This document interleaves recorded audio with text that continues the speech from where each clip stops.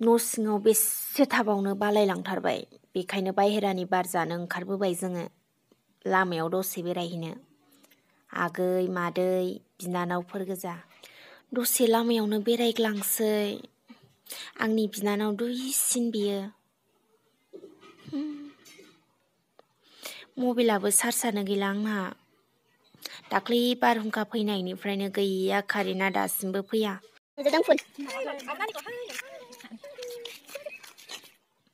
बैसागु बोथोराबो दिनैनिफ्रायनो जाबाय। बिफां लाइफाङाबो समायहोबाय। आंनि गोसोआबो लोगोफोरजों बेरायनो लुबैबाय। नाथाय मा खालामनो, लकडाउननि थाखायनो उफाय गैया। नै उफाय गैया, न'आवनो थानानै मैगं खालाबायनानै जानोसै बैसागु बोथोरबाबो।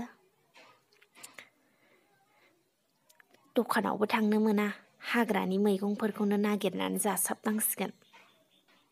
थास' बिसंखौनो मादैजों खाफानोसै। दिनैसो फार्स्ट टाइम दे आङो बेबायदि हाग्रानि मैगं खालाबायनाया। दिनैथ' संक्रान्तिसोमोन, गोखा गोखै जानायनि दिनसोमोन।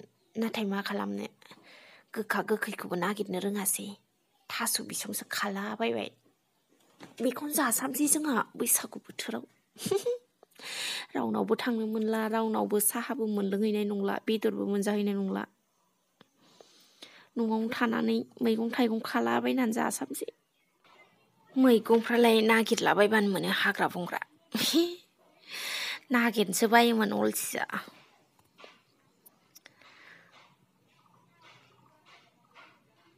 नै गय बागानावबो दंसोगारो, खाख'नोसो हाया।